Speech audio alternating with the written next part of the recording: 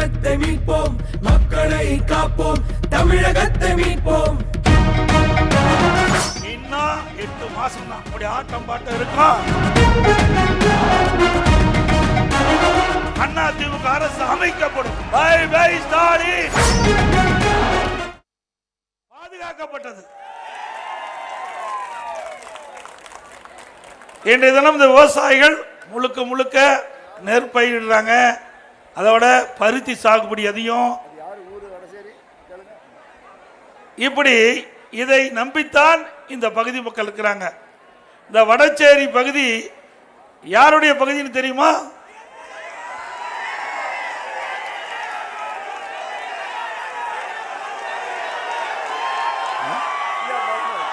ஓ, TR Balu.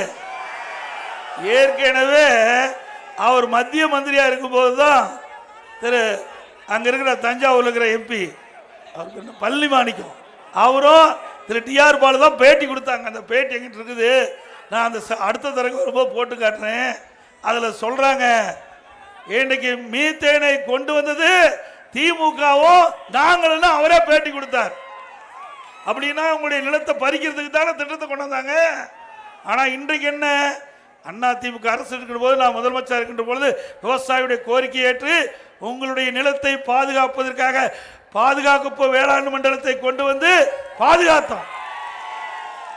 அப்படின்னா எந்த அரசாங்கம் நல்ல அரசாங்கம், எந்த அரசாங்கம் விவசாயிகளுக்காக நன்மை செய்கின்ற அரசாங்கம் நீங்களே சீர்தூக்கி பாருங்க. அது மட்டும் இல்ல, இன்றைக்கு அனைத்து இந்திய அண்ணா திராவிட முன்னேற்ற கழக அரசு இருந்த பொழுது 2014 2020 வரைக்கும் ஆட்சி செய்தோம். அந்த காலகட்டத்தில் விவசாயிகள் தொடக்க வேளாண் வங்கியில் வாங்கிய பயிர்கடன் 2 முறை தள்ளுபடி செஞ்சோம். 2 முறை தள்ளுபடி செஞ்சோம். இன்றைக்கு என்னன்னா, நம்முடைய விவசாயிகள் தங்களுடைய பயிர்களை நடவு செய்வதற்கு வங்கிக்கு போனா பணம் கொடுக்க மறுக்கிறாங்க. அதுல ஏதோ சொல்லி தட்டி கழிக்கிறாங்க. இப்ப சிபில் ஸ்கோர் என்ற ஒரு விதியை கொண்டு வந்து சட்டத்தை கொண்டு வந்து அதை இன்றைக்கு நடைமுறைப்படுத்தி இருக்கிறாங்க. இந்த அரசு தட்டி கேட்க கையிலாகாத திறனையற்ற அரசாக இருக்கு, திறமையற்ற அரசு. இன்றைக்கு எப்படி விவசாயிகள் வந்து சாகுபடி செய்வதற்கு தொடக்க வேளாண்மை கூட்டு சங்கத்தை தான் நம்பி இருக்கிறாங்க. இன்னைக்கு கூட பத்திரிகையில் பார்த்தோம், திராவிட முன்னேற்ற கழக ஆட்சிக்கு வந்த பிறகு 53,000 கோடி கடன் கொடுத்துருக்கான்னு. 53,000 கோடியெல்லாம் கடன் கொடுக்கல. வருஷம் கடன் கொடுக்குறோம், திருப்பி வாங்கிக்கிறோம், மறுபடியும் அடுத்த வருஷம் கொடுக்குறோம், திருப்பி வாங்கிக்கிறாங்க. அப்படிதாங்க. 53,000 கோடி கொடுத்தாங்களா? பொய் தானே. ஆனா பத்திரிகையில விளம்பரம் இன்னைக்கு திராவிட முன்னேற்ற கழக அரசும் விவசாயிகளுக்காக தொடக்க வேளாண் வங்கியில 53,000 கோடி கடன். அப்படியே பச்சை பொய்ய பேசுகின்ற ஒரே அரசாங்கம் திமுக அரசாங்கம். வருஷம் ஒரு 12,000 13,000 கோடி விவசாயிகளுக்கு ஏற்றவாறு, சாகுபடிக்கு ஏற்றவாறு தொடக்க வேளாண்மை கூட்டு வங்கியிலிருந்து விவசாயிகளுக்கு பயிர்க்கடன் கொடுப்பது வழக்கம். அது எல்லா அரசாங்கத்திலையும் அப்படித்தான். ஆனா அந்த கடனை வாங்கி அடுத்த வருஷம் மீண்டும் திருப்பி கட்டினா தான் புது கடன் கிடைக்கும். அப்படித்தான் நடைமுறை. அதே போல இன்றைக்கு தண்ணி திறந்து விட்டு 1 மாசத்துக்கு மேல ஆச்சு, இன்னும் கடமடைக்கு தண்ணி போய் சேரல. இன்றைக்கு விவசாயிகள் ஆலோசனை கூட்டத்தில் எங்க இடத்துல நாகப்பட்டினம் மாவட்டம், மயிலாடுதுறை மாவட்டம், இப்படி திருவாரூர் மாவட்டத்தில் இருக்கிற விவசாயிகள்லாம் எங்க இடத்துல அவள் மனுவாக எழுதி கொடுத்தாங்க. தண்ணி திறக்கப்பட்ட 1 மாசம் ஆகியும் இன்னும் கடமடை பகுதிக்கு இன்னும் தண்ணி போகல, விவசாய பணிகளை மேற்கொள்ள முடியல அப்படின்னு ஒரு கருத்தை சொல்லியிருக்கிறாங்க. இந்த அரசாங்கம் தூர்வாரதுலையும் ஊழல் செஞ்சுட்டாங்க. முறையா தூர்வாரி இருந்தா கடைக்கோட்டையில் இருக்கின்ற விவசாயிகளுக்கும் தடை இல்லாம தண்ணி போயிருக்கும். ஆனா இந்த ஆட்சியில முறையா தூர்வாரல. அதிமுக ஆட்சியில்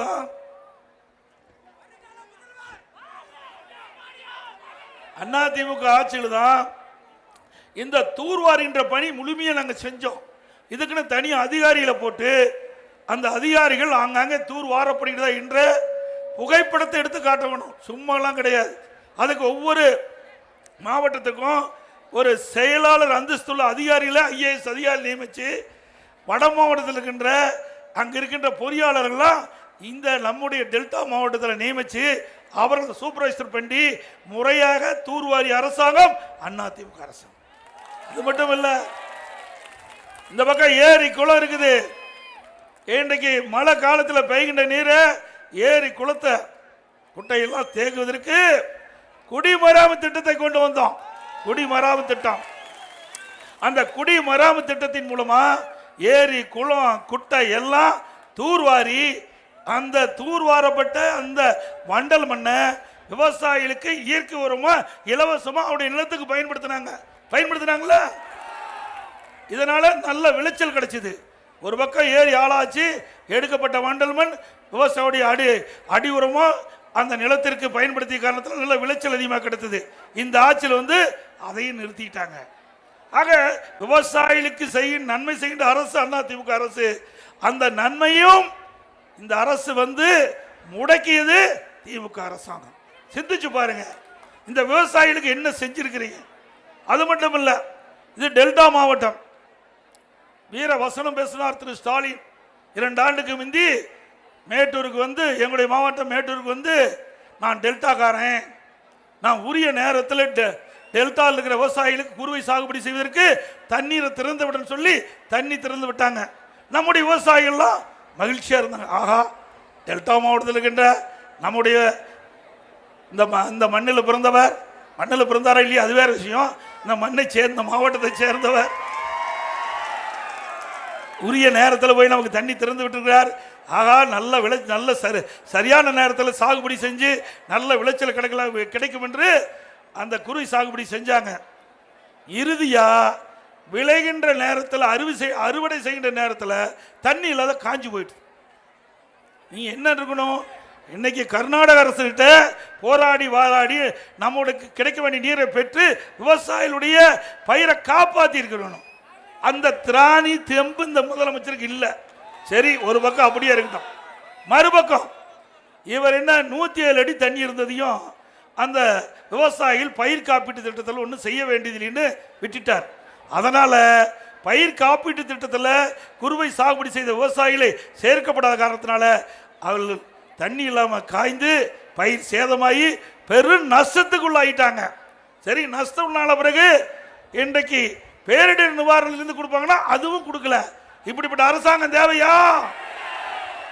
3 ஆண்டு காலம் குறுவை சாகுபடி செய்த விவசாயிகளுக்கு அந்த பயிர் காப்பீட்டு திட்டத்தில் இடம்பெற செய்யல. அதிமுக ஆட்சி இருக்கின்ற வரை ஒவ்வொரு ஆண்டும் குறுவை சாகுபடி விவசாயி, சம்பா சாகுபடி விவசாயி, தாளடி செய்கிற விவசாயிகளுக்கு உரிய நேரத்தில் பயிர் காப்பீட்டு திட்டத்தை செஞ்சு விவசாயிகள் பயிர் சேதம் அடைகின்ற பொழுது அவர்களுக்கு காப்பீட்டு திட்டத்தின் மூலமாக அதிக இழப்பீட்டு தொகையை இந்தியாவிலேயே பெற்று தந்த ஒரே அரசாங்கம் அதிமுக அரசு. சுமார் 12,000 கோடி இழப்பீட்டு விவசாயிகளுக்கு பெற்று தந்திருக்கிறோம். இந்திய சரித்திரத்திலேயே ஒரு மாநிலம் அதிமுக ஆட்சியில் தான் அதிகமா விவசாயிகளுக்கு பயிர் காப்பீட்டு திட்டத்தின் மூலமாக இழப்பீட்டு தொகையை பெற்று தந்த ஒரே அரசாங்கம் அதிமுக அரசாங்கம். வரலாற்று சாதனைக்கு கொண்டாடுது அதிமுக அரசாங்கம். இப்படி ஏதாவது ஒரு திட்டத்தையாவது நீங்க செயல்படுத்திருக்கீங்களா விவசாயிகளுக்கு? அது மட்டும் இல்ல, இன்றைக்கு கஜா புயல், இன்றைக்கு பல்வேறு புயல் வந்தது.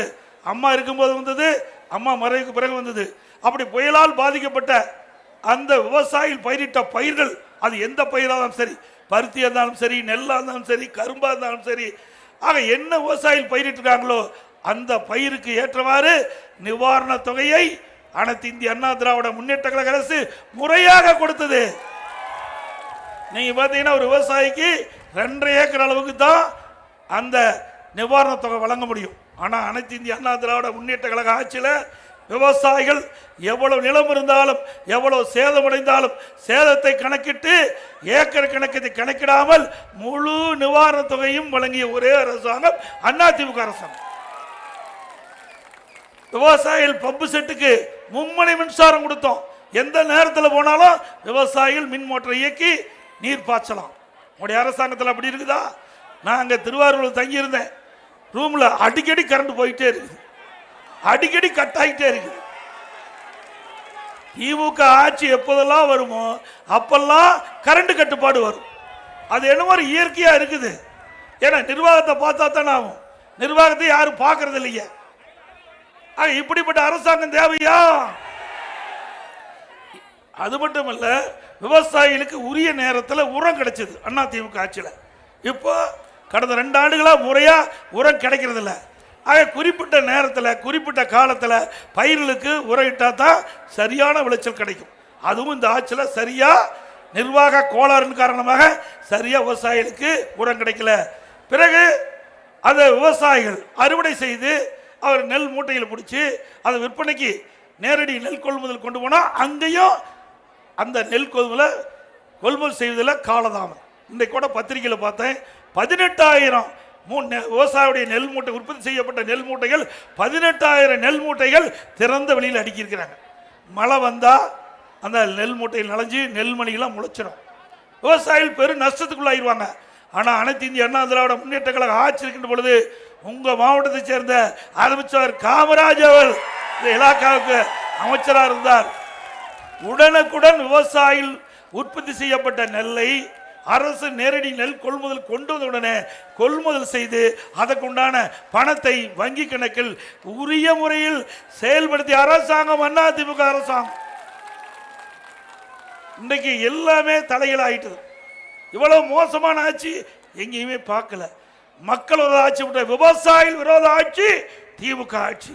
விவசாயிகள் என்றாலே திமுகவுக்கு கசக்குது. இன்றைய முதலமைச்சர் ஸ்டாலினுக்கு கசக்குது. என்ன என்றே தெரியல. இன்றைக்கு விவசாயிகள் தான் உணவு உற்பத்தி பண்ணி நாட்டு மக்கள் கொடுக்குறாங்க. எது இருந்தாலும் இல்லாவிட்டாலும் உணவு இல்லாத ஒரு மனிதன் வாழ முடியாது. அந்த உணவை உற்பத்தி செய்யக்கூடியவர்கள் விவசாயி தொழிலாளி. அந்த இருவரும் நலமோடு வளமோடு செழிப்போடு வாழ வேண்டும் என்ற அடிப்படையில் தான் அதிமுக ஆட்சியில் அவ்வப்போது விவசாயிகளுக்கு வருகின்ற பிரச்சனை உடனுக்குடன் தீர்த்து அந்த விவசாயிகளை மகிழ்வித்த அரசாங்கம் அதிமுக அரசாங்கம். விவசாயி தொழிலாளிகள் அவளுக்கு பசு வீடுகளை கட்டி கொடுத்தோம். இன்றைக்கு தாழ்த்தப்பட்ட மக்களுக்கும் சரி மற்ற ஏழை மக்களுக்கு பசு வீடுகள் அழகாக கட்டி கொடுத்தோம். அது மட்டும் விலையில்லா ஆடுகள், விலையில்லா பசும கறவை மாடுகள், விலையில்லா கோழி எல்லாம் கொடுத்து அவருடைய பொருளாதாரத்தை மேம்பாடு அடைய செஞ்சோம். உழவர் பாதுகாப்பு திட்டம் மாண்பு அம்மா இருக்கின்ற பொழுது கொண்டு வந்து அதை நடைமுறைப்படுத்தி அந்த விவசாய தொழிலாளி 1/2 ஏக்கர் கீழே இருக்கிற அத்தனை பேரும் அந்த உழவர் பாதுகாப்பு திட்டத்தில் பயனடைஞ்சாங்க. அது மட்டும் இல்லை, முதியோர் தொகை. நான் முதலமைச்சர் இருந்த காலத்தில் பல இடத்துல நான் சுற்றுப்பயணம் செய்த போது என்னிடத்துல கோரிக்கை வச்சாங்க.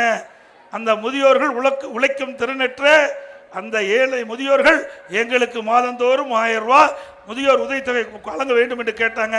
அடிப்படையில் ஒரே 110 விதியின் கீழே சட்டமன்றத்தில் அறிவித்து 5 லட்சம் பேருக்கு முதியோர்களுக்கு உதவித்தொகை வழங்கப்படும் என்று அறிவிப்பு கொடுத்து 85% முதியோர்களுக்கு கொடுத்த அரசாங்கம் அதிமுக அரசாங்கம். இப்படி ஏராளமான திட்டங்களை அதிமுக ஆட்சியில் கொண்டு வந்து நிறைவேற்றிருக்கிறோம். அது மட்டும் இல்லை, ஏப்பா அது எங்க படம் இன்றைக்கு ஸ்டாலின் திமுக அமைச்சர்லாம் பிஜேபி இன்றைக்கு ஸ்டாலினும் திமுக கூட்டணியில் அங்க வைக்கின்ற கட்சிகள்லாம் எடப்பாடி பழனிசாமி உடனே திடுக்குப்புன்னு போய் பாரதிய ஜனதாவோட கூட்டணி வச்சுட்டார். யார் பேசுறா? முதலமைச்சர் சொல்றார். கூட்டணி கட்சி தலைவர் சொல்றாங்க, நாங்க யாருடன் கூட்டணி வச்சா நீங்க எங்க பதறீங்க, நீங்க எங்க கவலைப்படுறீங்க? கிராமத்தில் சொல்லுவாங்க, ஆடு நனையுதுன்னா ஓனாய் அழுதுதான். அப்படி நாங்க யாரோட வேணாலும் கூட்டணி வைப்போம், அது எங்களுடைய விருப்பம். சட்டமன்றத்தில் பேசுறார், நான் எதிர்த்து அமர்ந்திருக்கிறேன். திடீர்னு ஸ்டாலின் சட்டமன்றத்தில் எழுந்தார். என்னை பார்த்து, எதிர்கட்சி தலைவரே நீங்க எப்படி போய் பாரதிய ஜனதாவோட கூட்டணி வைக்கலாம்? நீங்க தான் கூட்டணி இல்லை, ஒட்டும் இல்லை, உறவும் இல்லை, 2030 வரைக்கும் கூட்டணி இல்லைன்னு சொல்லிட்டு திடீர்னு போய் கூட்டணி வச்சுட்டு என்ன? நான் ஒரு நிமிடம் முடிய அசந்து போயிட்டான். எதுக்கு முதலமைச்சர் இதை கேட்கிறாரு? அப்புறம் எழுந்து சொன்ன, இது எங்க கட்சிங்க, மறந்துட்டு பேசாதீங்க, இது அதிமுக எங்க கட்சி, நாங்க யாரோட வேணாலும் கூட்டணி வைப்போம், அது எங்க விருப்பம் அப்படின்னு சொன்ன பிறகு அமர்ந்துகிட்டார். ஆக பாரதிய ஜனதாவோட கூட்டணி வச்சதையுமே திமுகவுக்கு தேர்தல் ஜுரம் வந்துட்டது. இல்லைன்னா எதுக்கு அந்த கருத்தை அவர் கேட்கிறாரு? ஆக நாம பாரதிய ஜனதாவோட கூட்டணி வச்ச பிறகு பல்வேறு விமர்சனம். நீங்க பாத்தீங்கன்னா அதிமுக கூட்டணி வச்சா மதவாத கட்சி, திமுக கூட்டணி வச்சா நல்ல கட்சி. நீங்களே நியாயத்தை சொல்லுங்க. பொதுமக்கள் உங்ககிட்டே கேட்கிறேன், 1999ஆம் ஆண்டு நாடாளுமன்ற தேர்தலில் பாரதிய ஜனதா கட்சியோட திமுக கூட்டணி வச்சுதா இல்லையா? வச்சாங்கல்ல. திமுக கூட்டணி வச்சு வெற்றி பெற்று திமுக எம்பிகள் வெற்றி பெற்று மத்தியில் அமைச்சராக இருந்தாங்க. அப்போ முரசொலி மாறன் அவர்களும் அமைச்சராக இருந்தார். அந்த அமைச்சரவையில் இடம்பெற்றிருந்தார். அப்போ வாஜ்பாய் கவர்மெண்ட் பார்,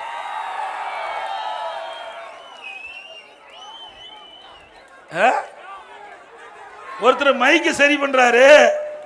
இதுல எல்லாமே இறந்து போயிட்டாங்க, அது வேற விஷயம். ஆனாலும் 1999ஆம் ஆண்டு மத்தியில் பாரதிய ஜனதா கட்சி ஆட்சிக்கு வந்தபோது அப்போ அவர் பிரைம் மினிஸ்டர் அமர்ந்துட்டு இருக்கும்போது திரு கருணாநிதி அவர்கள் இதை மைக்கு சரி பண்றாரு, இவர் எதை எடுத்து கொடுக்குறாரு, முரசொலி மாறன் இப்படியெல்லாம் கூட்டணி வச்சுட்டு எங்களை பற்றி விமர்சனம் செய்யறீங்களே, உங்களுக்கு என்ன அருகதை இருக்குது? அது மட்டும் இல்ல, 2001 சட்டமன்ற தேர்தல் அப்பொழுது திராவிட முன்னேற்ற கழகம் பாரதிய ஜனதா கட்சியோட கூட்டணி வச்சிருந்தாங்க. அப்போ பாரதிய ஜனதா கட்சி நல்ல கட்சி, அண்ணா திமுக கூட்டணி வச்சா மதவாத கட்சி. பாருங்க, வேற எதையுமே சொல்றதுக்கு வழியே இல்லை. அனைத்து இந்திய அண்ணா திராவிட முன்னேற்ற கழக ஆட்சியை குறை சொல்வதற்கு எல்முனை அளவிலும் அவர்களுக்கு ஆதாரம் இல்லை. ஒரு தூய்மையான ஆட்சி 2011 2021 வரைக்கும் ஒரு சிறப்பான ஆட்சி அண்ணா திமுக கொடுத்தது நாட்டு மக்களுக்கு. அம்மா இருக்கின்ற பொழுதும் சிறப்பான ஆட்சி கொடுத்தாங்க. அம்மா மறைவுக்கு பிறகும் அம்மாவுடைய அரசு சிறப்பான ஆட்சி கொடுத்தது.